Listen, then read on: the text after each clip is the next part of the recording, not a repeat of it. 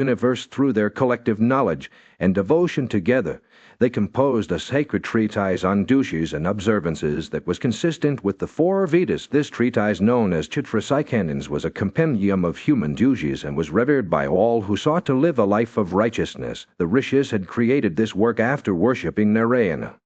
For 1,000 celestial years, accompanied by many other sages, is the story of King Aparikara, and the Chitrasikandins unfolded Narada. The foremost of men listened with great attention. He was intrigued by the tales of devotion, righteousness, and spiritual power that he had heard from Bhishma's lips. The son of Parameshtai, Narayana, had dismissed him earlier, but now as he stood in the distant past, when the great Kalpa was nearing its in the celestial Purad of Vryaspati was born into the lineage of Aindiras. This divine being was endowed with all the virtues and attributes of a great sage, hence he came to be known as Vryaspati. Among his many students, one king named Aparikara, also known as Vasa, stood out for his exceptional dedication and devotion. King Aparikara sought out Vryaspati's tutelage, and under the wise guidance of his preceptor, he delved into the ancient science of the 7 Chitrasikandins with a heart cleansed by sacrifices and other sacred rituals. King Vasa ruled his kingdom with wisdom and compassion, much like Indra ruling the heavens. As a token of his gratitude to Vryaspati, King Aparikara performed a grand forced sacrifice in which his preceptor was the chief officiating priest. This magnificent ritual drew together many revered sages, including the sons of Prajapati, Iketa, Dwita, and Trita, as well as Danasha, Ravya, Arvavasa, Parvavasa, Mithai, Thandya, Sansai, Kapila, Sawahotra's father, Vasampayana's elder brother, Kamwa, and Devatra. Together they form a grand assembly of 16 esteemed rishis. In this great sacrifice, King Aparikara had ordained that no animals be slain, demonstrating his boundless compassion and generosity. The offerings consisted solely of the bounty of the wilderness, pleasing even the ancient god of gods, Hari. As the king's worshipper, Hari made himself visible to him, accepting the share offered with reverence. However, Vryaspati, overcome by anger, hurled a ladle into the sky and began to weep in indignation. Addressing King Aparikara, he exclaimed that he would place Narayana's share of the offerings before his very eyes. The king and his sages sought to calm Vryaspati, urging him not to give way to anger, for it was unbecoming in this great age. It was then that the rishis Iketa, Dwita, and Trita shared a tale of their own encounter with Narayana. Born from Brahman's fight, they had journeyed northward to behold the divine deity after undergoing severe penances for thousands of years. They stood on one foot like fixed stakes of wood, awaiting an audience with Narayanas. They completed their vows, an ethereal voice echoed through the land, guiding them to White Island, where men with complexions as radiant as the moon dwelled in devotion to Narada. These inhabitants were devoted to the Lord with their entire souls, and there, in the realm of ancient wisdom, a great king named Vasa reigned supreme. His devotion to Narayana, unwavering, his kingdom flourished under his just and compassionate rule, and he was renowned for his generosity and selflessness. One day, as he soared through the skies on his celestial chariot, accompanied by his entourage of troops and animals, the gods and Brahmanas alike gazed upon him in awe. The rishis, wise sages of great renown, approached Vasa with a pressing question. O king, they asked, what is the true method for performing sacrifices? Should we offer goats as victims or use grains and herbs instead? The deities, however, insisted that animals were the preferred choice for offerings. Vasa, swayed by their words, declared in favor of the gods' opinion. The rishis, their faces aglow with the splendor of the sun, grew angry at Vasa's decision. Since you have taken the side of the deities, they said, you shall fall from heaven and sink deep into the earth. And so it came to pass. King Vasa plummeted towards the ground, his chariot crashing into a pit in the earth. The gods, pained by the rishis' curse, quickly gathered around Vasa's pit. They urged him not to lose faith in Narayana, assuring him that the great Lord would rescue him from this predicament. The deities then bestowed upon Vasa a special boon. As long as he dwelled within his underground prison, they would provide for his sustenance by pouring streaks of clarified butter called Vasatara into his pit. But even in his confinement, Vasa's devotion to Narayana only deepened. He began to worship the creator of the universe, in silence, reciting sacred mantras that had flowed from Narayana's mouth in days of yore. His adorations were not in vain, for as he continued to rely solely on Narayana, the Lord became increasingly pleased with him. Vishnu, the illustrious giver of boons, then addressed his loyal servant Garud, a bird of great speed and strength. Go to the king Vasa, Vishnu commanded, who has fallen into this pit through the wrath of the Brahmanas. Bring him back to me without delay. And so with wings spread wide, Garuda rushed towards the pit, lifted Vasu from his confinement, and soared into the skies. They ascended. Vasa's celestial form was restored, and he re-entered the realm of Brahman, free once more to soar through the heavens. His devout worship of Narayana had saved him from the curse of the Rishis, and he now dwelled in the felicitous regions of Brahman, his heart filled with joy and gratitude of this.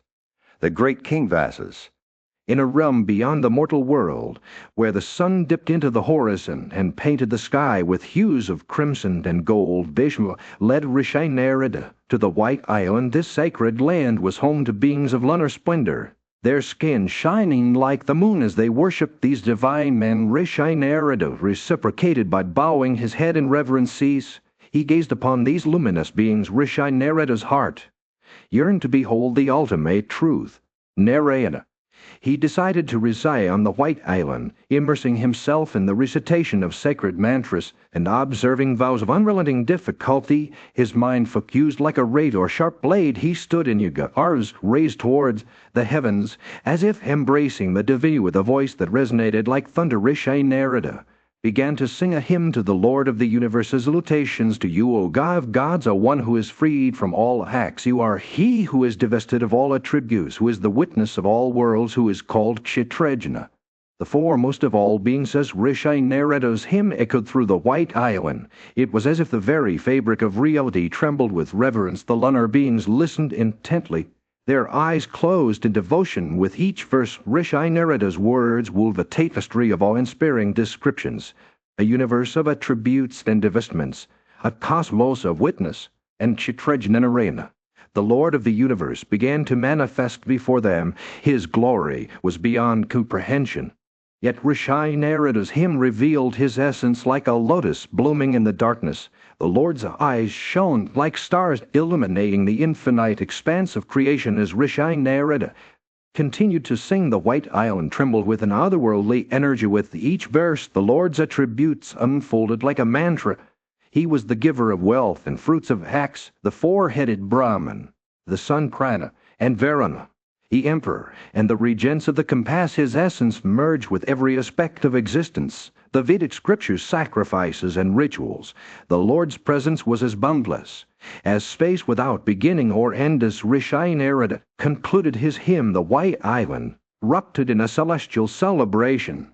The lunar beings bowed their heads in reverence, while the Lord Narayana smiled upon them with infinite compassion. His glory enveloped the island, imbuing every being with an understanding of the cosmos and their place within it. In that instant, Rishi Narada's words became the very fabric of reality, a living, breathing manifestation of the universe's essence. The White Island vanished into the horizon, leaving behind, in a realm beyond mortal comprehension, Bhishma recounted to his listeners the tale of how divine Narayana revealed himself to the ascetic. Narada, the narrative unfolded like a radiant sunrise illuminating the very fabric of existence. It was said that Narayana's form transcended the beauty of the moon, yet possessed its gentle luminescence. His complexion blazed with an inner fire reminiscent of a crackling flame. Some likened it to the vibrant hue of a parrot's feathers or the crystalline sheen of pure crystal. Others saw it in him the majesty of a hill of antimony or the resplendent radiance of gold. As Narada gazed upon this awe-inspiring visage, he beheld 1,000 eyes that shone with an unfathomable wisdom. The Lord's form was vast and infinite, with 100 heads, 100 feet, and 1,000 arms. His presence seemed to embody the very essence of existence. With one mouth, he uttered the sacred syllabum, followed by the sublime Gayatri mantra. As Narada bowed in reverence, his heart filled with wonder and devotion, the Lord spoke to him in words that echoed through eternity. O great Rishi, Narayana said, the ascetic sages Ikita,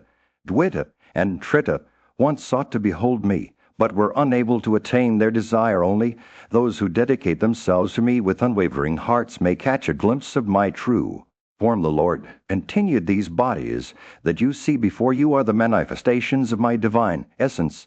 They were born in the house of Dharma, and have been nurtured by the ordinances of the Vedas. Worship them always, O Narada, and perform the rites prescribed for their adoration with these words. The Lord granted Narada a profound boon to behold his universal form unencumbered by the veil of decay or deterioration, or his heart overflowed with joy, knowing that he had achieved the ultimate goal of his penances.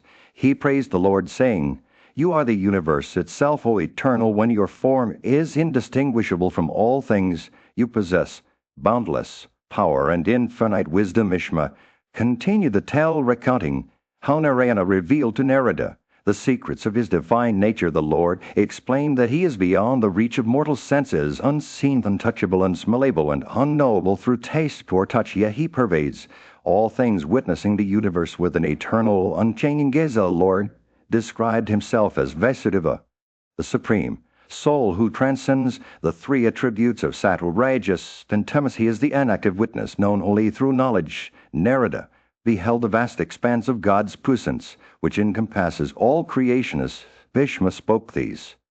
In the sacred forests of Naimisha, a gathering of sages had assembled to seek answers from Satai, a renowned storyteller. Sonika, one of the revered sages, posed a profound question to Satai, inquiring about the nature of Narayana, the all-knowing and omnipotent deity, who was both the doer and enjoyer of sacrifices. Why has he ordained the duties of nivritti or abstention? Sonika asked.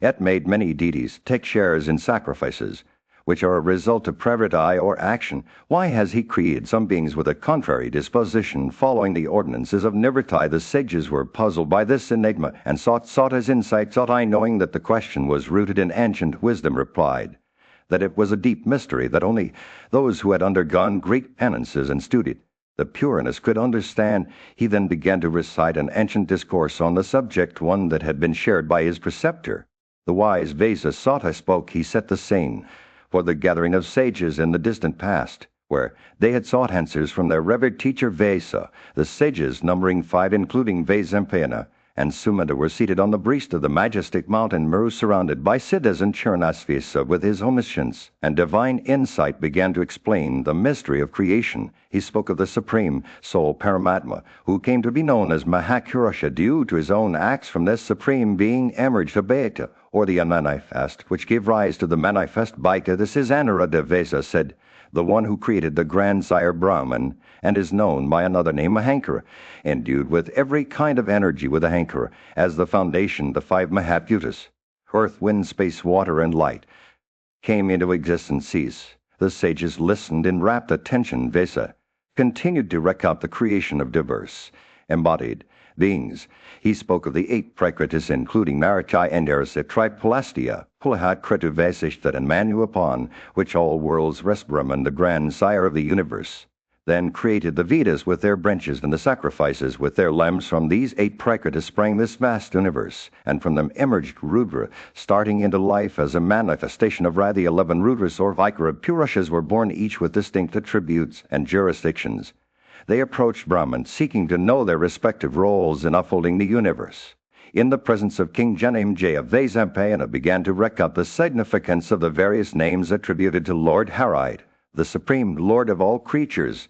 The king had expressed his desire to hear these names, which would sanctify and cleanse him like the bright autumnal moon. Vasampayana began by explaining that these names were mentioned in the Vedas, Puranas, and Upanishads, as well as in other sacred texts, such as the Rigveda and Yajurveda. Some of these names referred to Lord Hari's attributes, while others described his acts. Arjuna, who was present, asked Kesava, Lord Vishnu, to explain the significance of these names. Kesava smiled and began to speak in a cheerful tone. Arjuna, I shall recite these names to you, which are derived from my attributes and acts. Some of them are salutations unto him of great glory, him who is the supreme soul of all embodied creatures. Salutations unto Narayana, unto him that is identifiable with the universe. As Kesava continued to speak, he described how he was the source of creation, preservation, and destruction. He explained that Brahma and Rudra, the deities responsible for creation and destruction, were merely instruments in his hands. Rudra Also known as Capartin, was a fierce deity with matted locks on his head, who dwelled in crematoriums and observed the most austere vows. Shiva revealed to Arjuna that he was the soul of all worlds, including Rudra, whom he considered as his own self. In fact, he said that one who knows Rudra knows himself, and vice versa. This understanding led him to adore Rudra in the past, which was equivalent to adoring himself. Shiva continued by explaining the different types of worshippers: those eager for a religious life, inquirers; those who strive to comprehend what they learn, and wise ones. He emphasized that those devoted to realizing their self without seeking other deities were the most advanced. These individuals did not seek the fruits of their acts, but sought to attain him. Shiva concluded by saying that Arjuna and himself were known as Nara and Narayana, who had assumed human bodies to lighten the burden of the earth. He was fully cognizant of his own self, and declared that no one else was capable of granting him a boon except Rudra, who was also his own self. As Vasampayana finished recounting these sacred names, the king Janamejaya bowed his head in reverence, acknowledging the greatness of Lord Hara. In the midst of a great battle, Arjuna turned to Krishna with the question that had been troubling him: how did Agni and Shum attain uniformity in their original nature? He asked, "This doubt has arisen in my mind. Be you dispel it, O slayer of Mata." Krishna smiled, his eyes twinkling with ancient wisdom. "I shall recite to you, O son of Pandu," he said, "an ancient story that originated from my own energy. Listen carefully, for this tale holds the secrets of creation in a time beyond human reckoning, when 4,000 yugas had elapsed, and the universe was on the brink of dissolution. All creatures, mobile and immobile, met with destruction. Light, earth, wind, everything disappeared into an infinite expanse of water, where darkness reigned supreme. But even in this void, there existed a singular entity, undifferentiated Brahman. From this primordial state emerged the first being, Tamas, who was both night and Narayana's universal form. As she stirred, a being called Hari sprouted from her, born of Tamas and bearing Brahman as his parent. There, desiring to create creatures, caused Agni and Shama to spring from his own eyes. These two beings will eventually become the pillars of creation: Agni, the fire that fueled sacrifice and purification, and Shama, the essence of Brahman, who embodied truth and compassion. As the universe unfolded, the first humans emerged as Brahmanas, born from Shama's essence and imbued with the attributes of their creator. They were the eldest creation, superior to all others. The duty of offering food into a Brahmana's mouth was deemed equivalent to pouring libations into a blazing fire, gratifying the deities. Krishna continued his tale, explaining how Agni, as the Kshatriyan sacrifices, was the source through which deities and men did good for the universe. He was, in fact, all mantras declared in respect of Homa rites, and Brahmanas were like him, upholding the sacred fires that strengthened the deities. As the narrative unfolded, it became clear that Brahmanas held a special place among creation. They were the souls of all creatures, creators of all things, and identifiable with existent objects born from Narayana's mouth. They were distinguished above the deities and Asuras, for they had been created by Brahma himself. Krishna paused, his eyes glinting with a hint of mischief, and so Arjuna, he said, "You see how Agni and Shama attained uniformity in their original nature. They were the first to embody the principles of creation, and all other beings sprang from them." The battle-weary warrior listened intently, his mind reeling with the weight of Krishna's words, as he, in a serene, forest-glade Saika, gazed at Satai with reverence. "Your recitation has left us all in awe," he said. "His tale of Narayana is indeed sublime." The ascetics had been enchanted by the story, and it was said that a discourse on Narayana held greater merit than pilgrimages to sacred sites or ablutions in holy waters. As they reflected on the narrative, Saika asked Satai about the celestial Rishi Narada's visit to White Island after beholding the divine Narayana. He inquired, why did Narada hasten back to Vedarai, where Nara and Narayana resided? Satai began his tale by describing Janemejaya's curiosity about Narada's actions. The king had sought out Vesa, the wise sage, who was also his grandfather's grandfather. During a break in the snake sacrifice ritual, Janemejaya asked Vesa. Satai said, "What did Narada do after returning from White Island?" He dwelt at Vedarai and engaged with Nara and Narayana. We have heard this discourse on Narayana, which is in a scene of knowledge. It has been extracted from the vast Bharata epic. Much like butter rises from curds or sandalwood from the Malaya mountains, Janemejaya continued to question Sati about Narada's actions.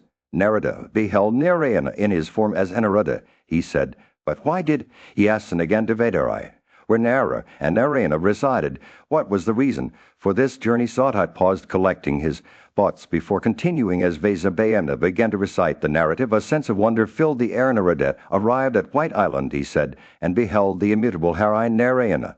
Filled with awe and reverence, he left that sacred place and made haste for the mountains of Meru. Vasabhayana described how Narada traversed the skies, arriving at Vedarai, where Nara and Narayana resided. As Narada approached, he beheld two radiant beings, their chests adorned with the beautiful whorls called Srivatsa, their matted locks shone like the sun, and their palms bore the mark of the swan's foot. Each had 4 mushkas on their arms, 60 teeth and 4 arms. Their faces were handsome, their foreheads broad, and their voices as deep as thunder. Narada was filled with joy upon beholding these two deities. He saluted them with reverence, and they welcomed him warmly. The rishis inquired about his journey, and Narada began to reflect on the similarity between Nara and Narayana's appearance, and that of the. In the distant mountains of Himavat there lived 2 revered sages, Nara and Narayana, who were renowned for their unwavering devotion to the supreme deity. Narayana, their austerest penances and unshakable result had earned them the highest praise from Brahma himself, who was born from the primal lotus. And day, as they sat in contemplation, they addressed the celestial Rishi Narada, saying, "Deserving art, thou the highest praise, O Narada. Thou hast beheld the puissant Narayana himself in the form of Anuruddha. None else has been able to behold him, not even Brahma. That foremost of Purushes is of unmanifest origin and incapable of being seener." And Narayana continued to extol the virtues of Narayana, explaining that no one can repair to the realm where the Supreme Soul is engaged in penances except for themselves. They described how the attribute of forgiveness sprang from Narayana, attaching itself to the earth. The attribute of race, a taste arose from him, attaching itself to water, and so on. As they spoke, they revealed that the path leading to Narada was fraught with auspiciousness and felicity. Those who walked this path would become invisible, reduced into atoms, and then enter the form of Anuruddha, losing all physical attributes. They would transform into mind alone and enter Pradyananara.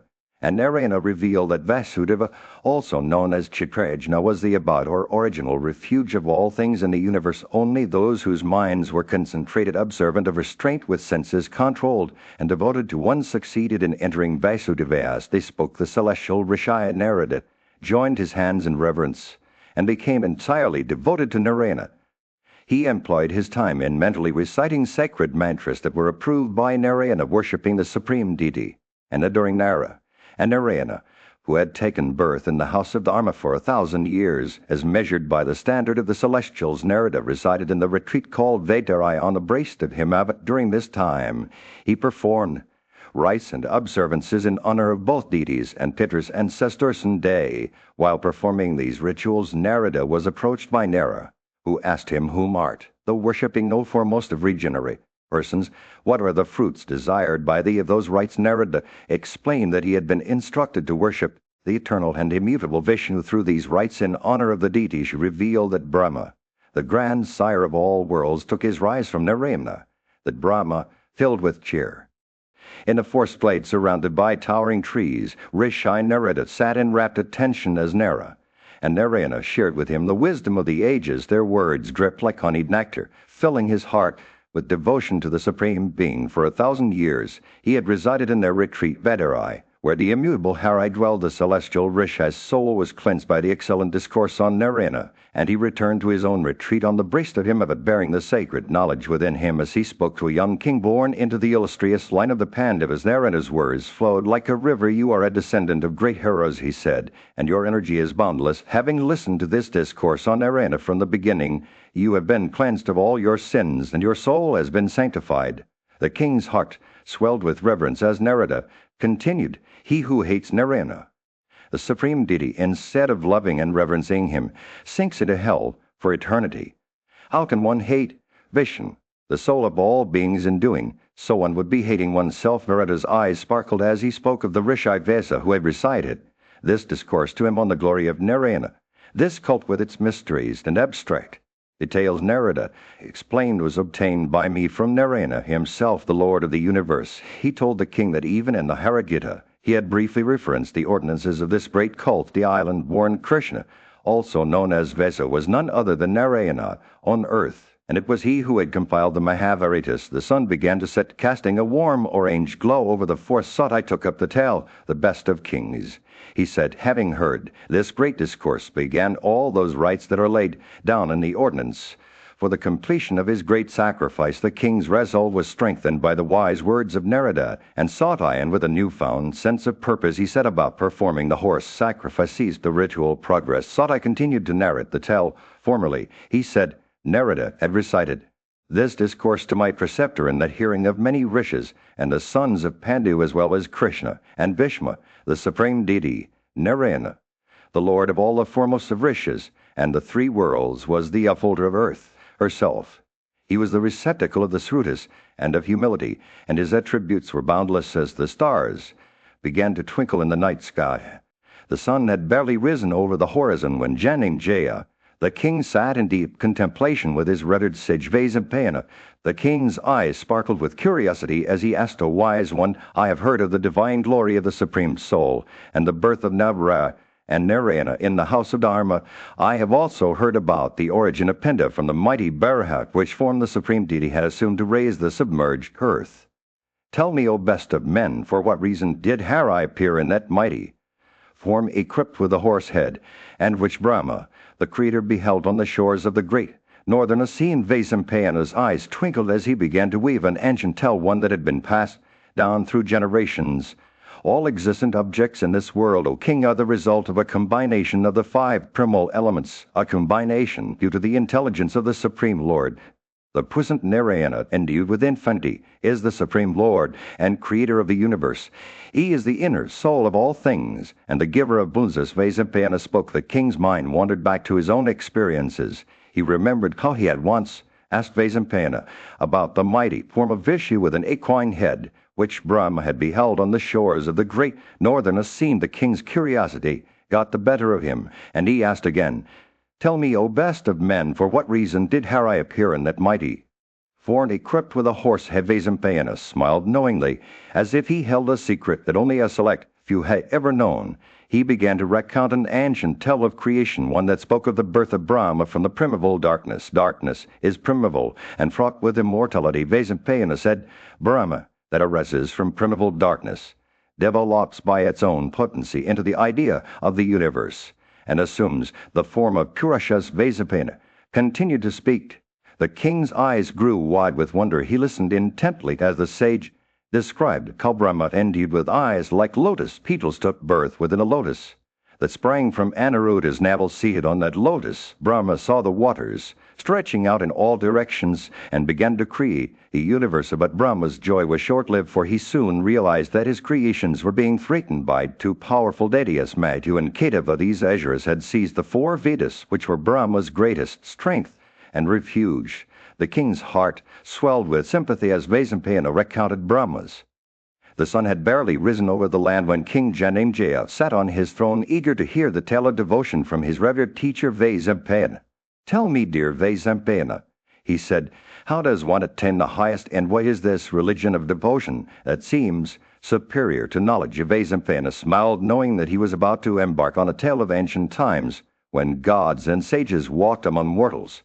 He began by recalling the words of the Holy One himself, who had explained the nature of devotion in the midst of the rishis in days of yore. Vaisampayana said, when Brahma, the Creator, took his birth from the mind of Narayana, the Supreme Lord performed his Deva and Petra rites according to this very religion. The rishis who subsisted on water's froth obtained it from Narayana, and so did the Vaikanas, Shoma, and Rudras. Vaisampayana spoke the same shifted to a distant era when Brahma received the religion of devotion from Shoma. After its disappearance from the universe, the grandsire imparted this sacred cult to Rudra, who communicated it to the Valakulias, those sages known for their deep understanding. But Narayana's illusion soon caused the cult to disappear once more. It was only in a subsequent birth of Brahma, when he sprang from Narayana's ear, that the religion reappeared. The Rishi Saparna obtained it and recited it 3 times daily, earning its name. Trisaparna. The tale continued with the god of wind communicating the cult to the rishis who subsisted on sacrificial offerings and the greatest scene, absorbing it into Narayana's realm, and so in each kalpa the religion of devotion reappeared only to disappear again until in the final birth of Brahman, when he sprang from Narayana's nose, the Supreme Lord himself sang this sacred cult in the presence of Brahma. The son of Brahma, Sanatkumara, studied it, and thus the cycle continued in name Jaya, listened with rapt attention, his doubts dispelled by Vaisampayana's words. This is a tale of ancient wisdom, he said, a testament to the power of devotion that has been passed down through the ages. Vaisampayana nodded in agreement. The religion of devotion is indeed superior to knowledge, O king. It is a path that requires dedication and devotion, but those who follow it are rewarded with the highest end, union with Narayana, the Supreme Lord.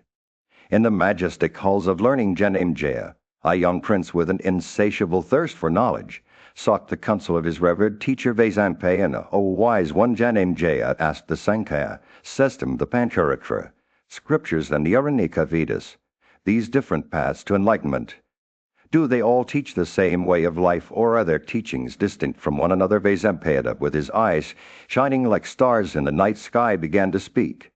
I bow to that great Rishi, who is the dispeller of darkness, and whom Satyavata bore to Parasura on an island.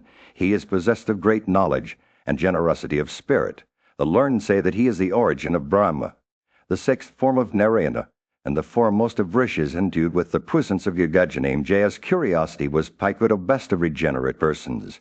He asked, you told me earlier that Vasishta had a son named Sakri, who begot Parasura, who in turn bore Krishna, and now you say Vasa is the son of Narayana. Was it not in some previous birth that Vasa was born from Narayana? Vaisampayana smiled, his eyes twinkling with ancient wisdom, desirous of understanding the meaning of the Srutas. My preceptor dwelt for some time in a particular region of the Himalaya mountains, endued with great intelligence. He became fatigued with his penances, and at that time Sumanta, Jamani Pale, I myself, and Sukha his own son attended upon him. As they waited on their preceptor, Vasa shone like the lord of the Gosli, beings in the midst of those Gosli attendants, having recapitulated the Vedas with all their branches, as also the meanings of all the verses in the Mahabharata. One day, with rapt attention, they approached their preceptor, who, having controlled his senses, was absorbed in thought. Availing themselves of an interval in the conversation, they asked Vasa to expound to them the meanings of the Vedas and the verses in the Mahabharata, and narrate to them the incidents as well of his own birth from Narayana. Conversant as he was with all topics of inquiry, he at first discoursed on the interpretations of the Srutas and the Mahabharata, and then set himself to narrate to them the following incidents relating to his birth from Narayana. Listen, ye disciples. Vasa began to this foremost of narratives, to this best of his stories, that relates again to the birth of a Rishi pertaining to the Krita age. This narrative in the grand assembly held, Janamejaya, a wise and just king, posed a profound question to his revered teacher Vaisampayana. O regenerate one, he asked, are there many Purushas, or only one who among them is the foremost of all Purushas? What is the source of all things?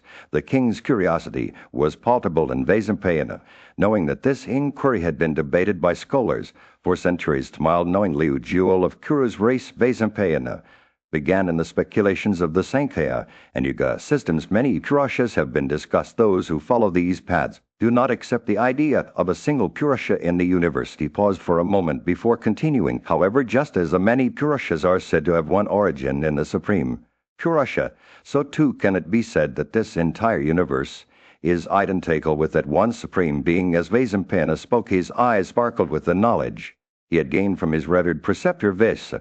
I shall explain this now, he said, bowing his head in reverence to the great sage. This speculation on Purusha occurs in all the Vedas, and is well known to be identical with Rita and truth. He took a deep breath before continuing. The foremost of rishis, Vasa himself, has pondered upon this mystery. As Vaisampayana spoke, he began to recount an ancient narrative that had been passed down through generations. It was a tale of the great deity, Brahma, who will often retreat to the majestic mountain of Vajayata, nestled in the midst of the ocean of milk. There, surrounded by the splendor of his own abode, Brahma would meditate on the one universal Purushan day.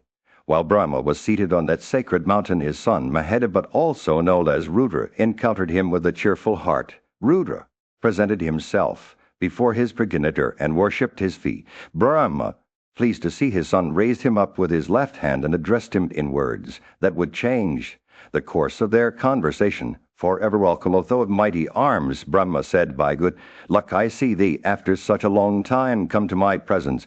I hope everything is well with thy penances and Vedic studies. Rudra smiled, knowing that his father's words were laced with kindness and curiosity. All is well, O illustrious one, he replied. Through thy grace, all is right with my penances and Vedic studies. But as they spoke, a sense of wonder filled the air. Brahma revealed to Rudra that he had withdrawn from his usual abode, seeking solitude on the mountain of Vijay. In a serene and majestic atmosphere, Brahma began to share with his dear son the mysteries of the eternal Purusha. Listen, my child, he said, to the tale of this supreme being who transcends all human comprehension. He is eternal, unchanging, and immeasurable, pervading every aspect of existence. Sees Brahma spoke his words dripped with reverence and awe. He explained that the Purusha cannot be seen by anyone, not even himself or other gods. Those who possess knowledge alone can catch a glimpse of him.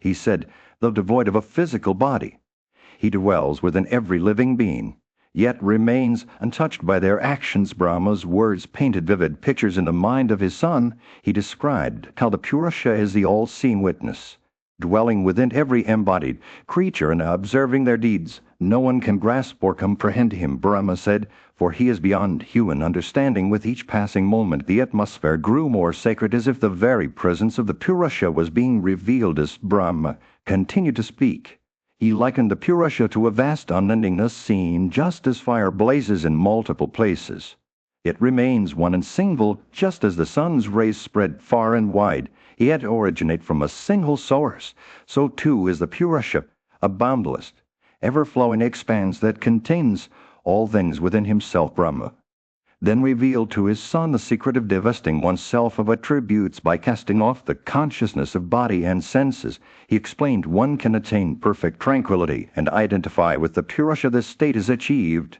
when one comprehends the subtle existence of the Purusha in its fourfold forms: Anurada, Pradyama, Sankarshana, and Vasudeva. Brahma concluded his tale. He spoke of the various names given to the Purusha by learned men. Some call him the Supreme Soul, others the One Soul, or simply the Soul.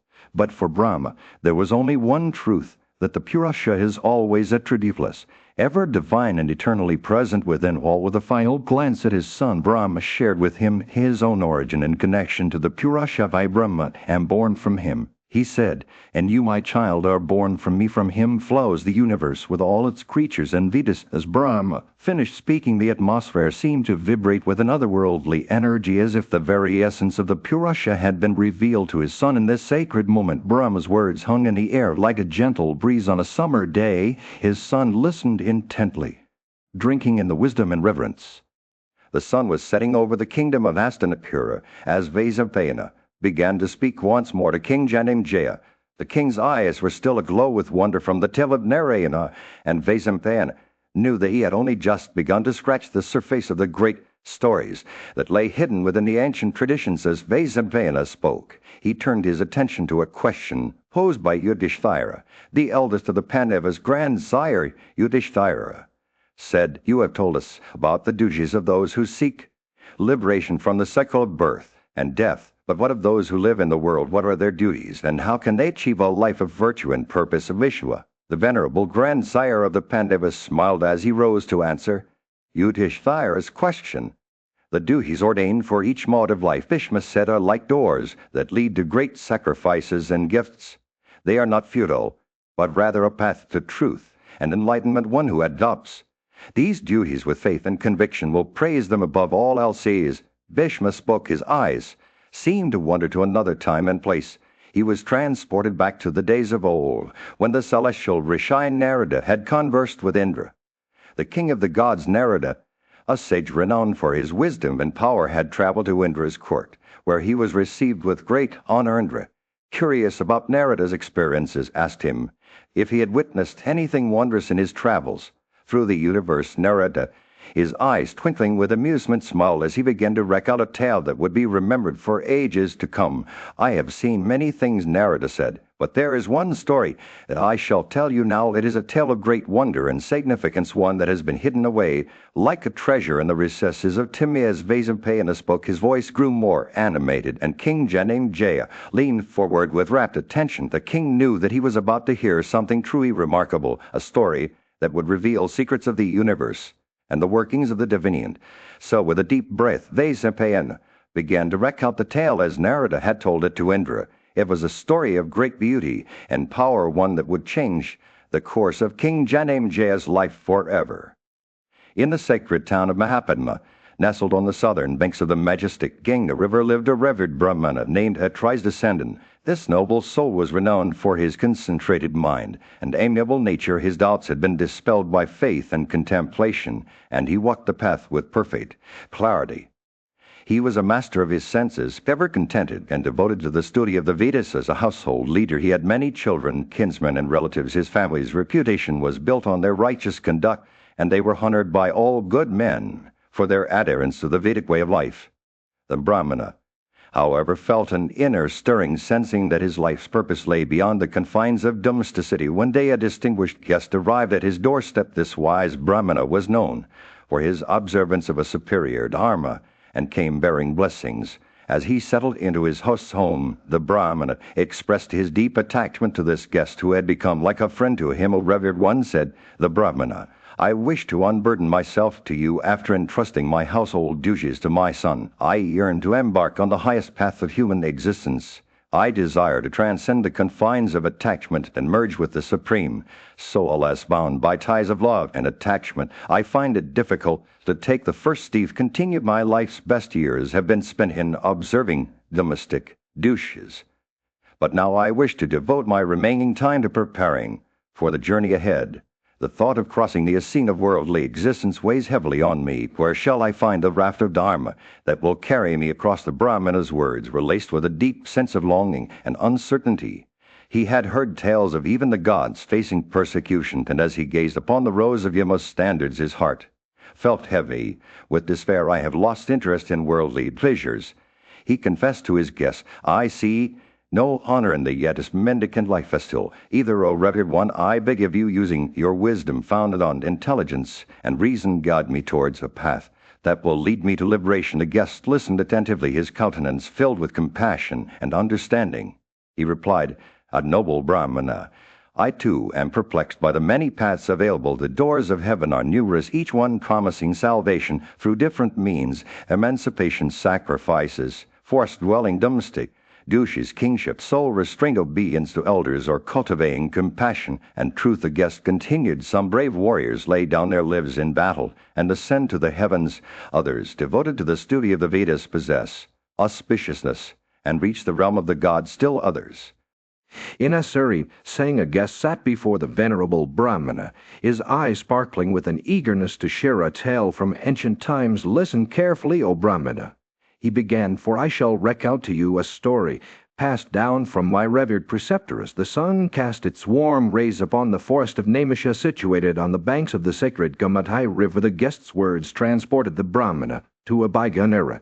In that very place where the wheel of righteousness had once been set in motion, a grand sacrifice was performed by the deities themselves, the most illustrious earthly king-man that had even vanquished Indra, the mighty ruler of the celestial realm. In the heart of this city built by the natives dwelled a magnificent being known as Padmanabha, or Padma, a naga of unimpeachable character. His existence was a testament to the harmony that could be achieved through the triple path: acts, knowledge, and adoration. With great care he reflected upon all things, protecting the righteous, while chastising the wicked with his quadruple policy of conciliation, provoking dissensions, making gifts or bribes, and using force when necessary. The guest's words painted a vivid picture of Padmanabha, who welcomed guests with open arms. His intelligence was matched only by his vast knowledge of scriptures, and he embodied all the desirable virtues that one could aspire to. He was devoted to the study of the Vedas, practiced penances and self-restraint, and possessed great wealth. His conduct was exemplary in every aspect. Truthful, kind, and free from malice. The guest continued his tale. The Brahmana's imagination was transported to the Naga's dwelling place there. Padmanabha would feed all his guests and attendants before partaking of a meal himself. His speech was gentle and beneficial, guiding those who sought wisdom. He took stock of every action, ensuring that it brought benefit to all creatures. The guest's words wove a tapestry of the Naga's life, revealing a being whose very existence embodied the highest ideals. Padmanabha belonged to a family as pure and stainless as the water of a lake in the midst of the Ganges, a testament to his noble lieges. The guest finished his tale. The Brahmana sat in contemplative silence, his mind reflecting on the wisdom shared by the guest from his preceptor. The tale of Padmanabha had kindled a spark within him, illuminating the path towards righteousness and inspiring him to seek guidance from this extraordinary being. As the Brahmana finished speaking, the host's eyes lit up with a deep sense of relief. He let out a sigh of satisfaction, like a traveler who had finally shifted the weight of his pack after a long and arduous journey. The host's words poured forth in gratitude. Likening the comfort he felt to that of finding a cool glass of water on a parched summer day, or sinking into a savory feast after hours of hunger, he gazed up at the Brahmana with an expression of wonder, his eyes shining like stars in the night sky. "Your words have been a balm to my soul," he said, his voice filled with emotion. "I am like a person who has finally found rest after standing for too long, or one who has discovered a comfortable seat after being on their feet for hours." The host's words were laced with the genuine relief of having received guidance from someone wiser and more knowledgeable. Brahmana smiled warmly, his eyes crinkling at the corners. "I am glad that my words have brought you comfort," he said, his voice gentle as a summer breeze. "Your heart is filled with the desire to follow in the path of righteousness, and I am honored to be able to guide you on this journey." The two men sat together in comfortable silence, for a moment basking in the warmth of their shared understanding. As the night wore on, they began to converse about the douches of the fourth mode of life, known as Sanisa. Their discussion was like a gentle stream flowing through the landscape, meandering and twisting, but always moving forward with ease. The host's eyes shone with interest as he listened to the Brahmana's words, his mind drinking in the wisdom like a parched traveler at an oasis. The night passed quickly, like a dream that one wants to hold on to forever. When morning finally arrived, the host rose from his seat and began to prepare for the day ahead. He looked at the Brahmana with a sense of determination, his eyes burning with a newfound purpose. "You have given me the guidance I needed," he said, his voice firm but respectful. "I will follow in your footsteps and strive to achieve my goal." With these words, the host began to make preparations for his journey ahead. He dismissed the Brahmana with gratitude, thanking him for the wisdom and guidance he had received. The Brahmana watched as his host took leave of his kinsmen and relatives, his heart filled with a sense of pride and satisfaction. The Brahmana set out on his own journey to the abode of the foremost Naga.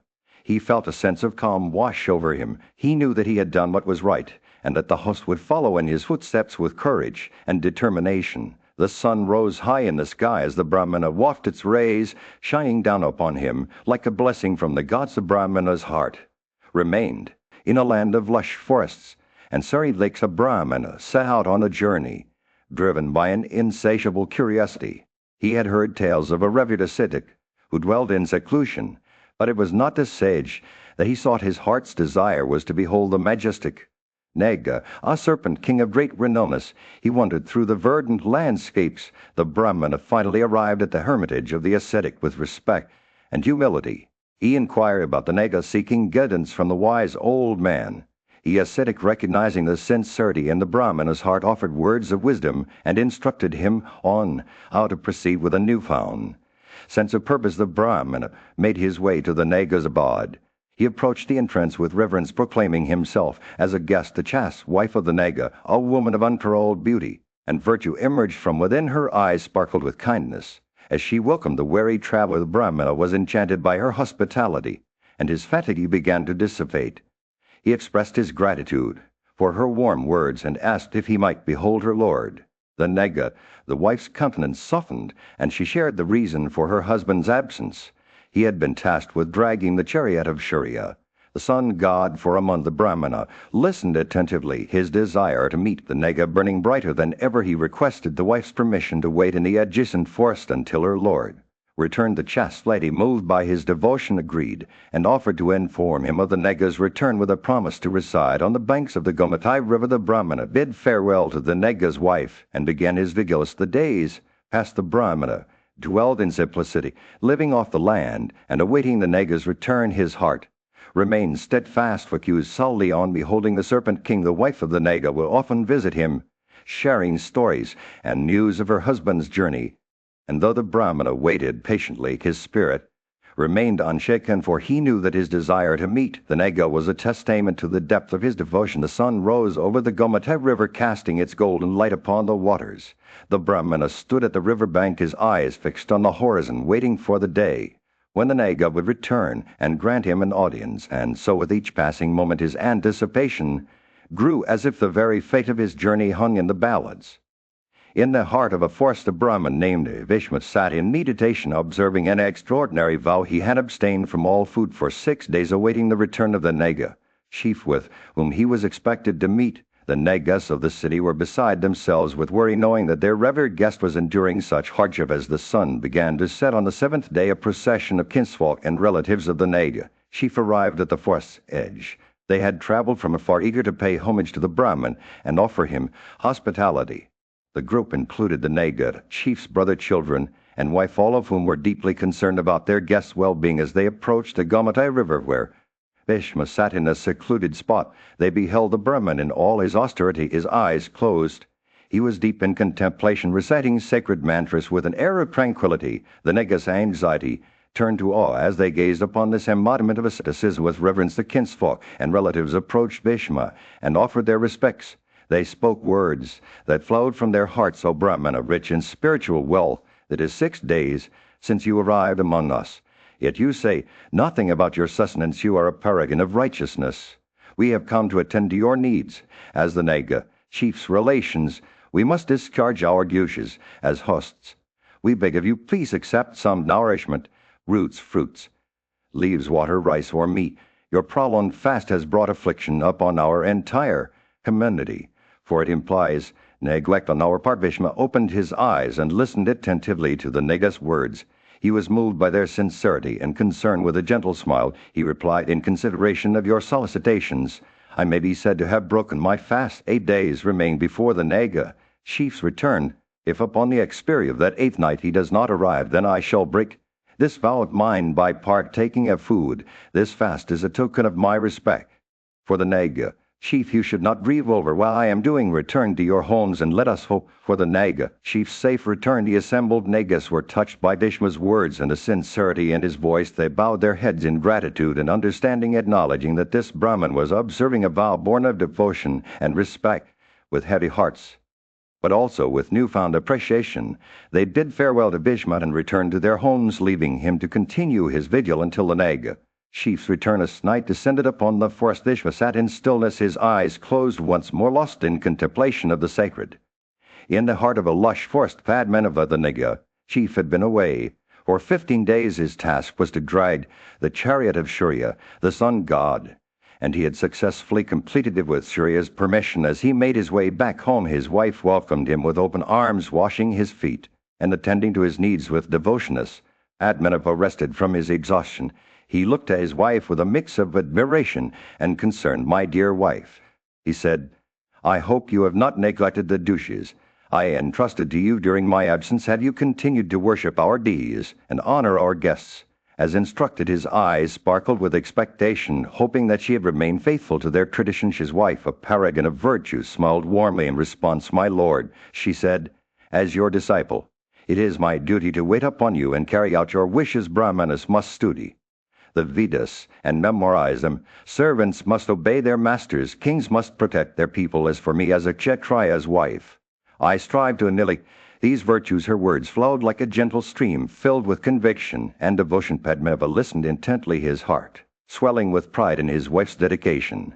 He knew that she had been raised on the teachings of the scriptures and had learned well from him. "And what about our guests?" he asked gently. "Have you treated them with kindness and respect?" This wife's face glowed with a soft light as she replied, "I have not forgotten my duties towards our guests, my lord. I have ensured that they are honored and cared for according to the teachings of our tradition." She paused, her eyes sparkling with curiosity. "Actually, there is one guest who has been waiting for you on the banks of the Gomatai River." But Manava's interest was piqued as his wife continued. "A Brahmana has come seeking an audience with you. He has not disclosed his purpose to me. He seems a man of great devotion, reciting the Vedas and observing vows. I promised him that I would send for you as soon as you returned with this news." Had Manava's resolve was set, he knew that he had to meet with this Brahmana and understand what brought him to their doorstep. With gratitude towards his wife, who had held the fort during his absence, he nodded in agreement. "I will go to him," he said firmly, "and grant him an audience, as is fitting for a Nega chieftain." So Padmanabha set off once more, this time to meet with the Brahmana and fulfill his duties. As a host and a leader, his wife watched him depart with a sense of pride and satisfaction, knowing that she had upheld their traditions and been in a lush forest. The Nega, named the name of the Nega is not mentioned, sat beside his wife, a woman renowned for her kindness and gentle smile. The Negas, with their extraordinary speed and fragrance, were revered as deities among humans. However, they were also known to be fiercely protective of themselves, and few dared approach them. The Nega's wife looked at him with concern as he spoke to her in a tone that was both stern and sorrowful. "Who is this Brahmana who has come seeking an audience with you?" she asked, her voice gentle but firm. The Nega's expression softened slightly as he replied, "I do not know his name or his intentions, but I sense that he is no ordinary mortal." Wife's eyes sparkled with compassion as she spoke, judging by the simplicity and sincerity in his words. "I believe he is a true devotee. He has come seeking your aid for some greater purpose, one that requires your blessing." The Nega's expression darkened again, but his wife continued, "You cannot turn him away, my dear. It would be like refusing to wipe the tears of those who come to you in search of relief." The Nega's anger seemed to dissipate as he listened to his wife's words. He remembered the stories of great heroes who had fallen prey to their own wrath. Ravana, Kartaviriya, and even the mighty Indra himself. His wife's gentle rebuke struck a chord within him, and he realized that his own arrogance and anger were barriers to true greatness. With a newfound sense of humility, the Nega rose from his seat and announced, "I shall go to this Brahmana, not as a master, but as a servant. I will speak with him in kindness and respect and grant him my aid if it is within my power." His wife smiled, her eyes shining with pride as she watched her husband walk away, determined to do what was rightest. The Naga approached the Brahmana's dwelling. He felt a sense of trepidation. What would this mortal say or ask? By his wife's words echoed in his mind, reminding him that true greatness lay not in power or pride, but in compassion and kindness. With a gentle smile on his face, the Nega knocked on the door, ready to begin a new chapter in his journey of self-discovery. The Brahmana, unaware of the Nega's inner transformation, welcomed him with open arms. The Nega spoke with him in words that were both humble and gracious, asking about his intentions and listening intently to his reply. As they conversed, the Nega felt a sense of peace settle within him, knowing that he had taken the first step towards true greatness. By letting go of his pride and embracing compassion in this moment, the Nega realized that his wife's love and guidance had been The sun was setting over the Nega city, casting a warm orange glow over the tranquil Saint Bhishma. The chief of the Negas had just finished speaking with his dear spouse and was making his way to meet a guest who had been waiting for an audience. As he walked, he pondered on the identity of this mysterious visitor and the purpose that had brought him to their city. As he arrived at the Brahmana's presence, Bhishma greeted him warmly, his voice filled with kindness. "O Brahmana, do not yield to wrath," he said, his words dripping with sincerity. "I address you in peace. Do not be angry. After whom have you come hither? What is your object?" He asked these questions with genuine concern, his eyes locked onto the Brahmana's face. A Brahmana, whose name was Dharmarniya, looked up at Bhishma with a mixture of respect and determination. "Know that my name is Dharmarniya," he said, his voice steady, "and that I have come hither for obtaining a sight of the Nega. Add Manava with him. I have some business." He paused, his eyes gazing out into the distance, as if lost in thought. "I have heard that he is not at home, and that therefore I am not now near his present quarters." Vishwa's expression changed from curiosity to understanding as he listened to Dharmarniya's words. He nodded his head in approval, a warm smile spreading across his face. "Verily, the conduct is exceedingly good," he said, his voice filled with praise. "P.S. Thou art, and devoted to the good of all righteous persons. And then, in a moment of revelation, he revealed himself to Dharmaraniya. I am that Naga, O learned Rishai, whom thou seekest. Dharmaraniya's eyes widened in surprise as he took in Vishwa's words. He looked at the Naga with newfound respect and affection. His heart filled with gratitude. O highly blessed Naga, he said, his voice filled with emotion, I have come hither moved by the desire of obtaining a sight of thee. And then, with a sense of humility, he revealed his true purpose for coming to this city. I have come here ignorant, as I am with all things. Dharmaraniya said his words, pouring out like a river, for asking thee about something, O Naga, relying on the Jiva soul. I desire to attend to the Supreme Soul, which is the end of the Jiva soul. His eyes locked onto Vishwa's face as he asked his question. Although that livest on air alone, do thou first answer a question that I wish to put to thee afterwards. I shall inform thee of the object that has brought me hither. As in the stillness of a serene morning, a Brahmana approached the Naga, seeking to hear tales of wonder from his journeys. Tell me, great sage, the Brahmana said, what wondrous sights have you beheld in the realms you have traversed? The Naga's eyes sparkled with excitement as he began to recount his experiences. Illustrious Rishai, he said, the divine Surya is a realm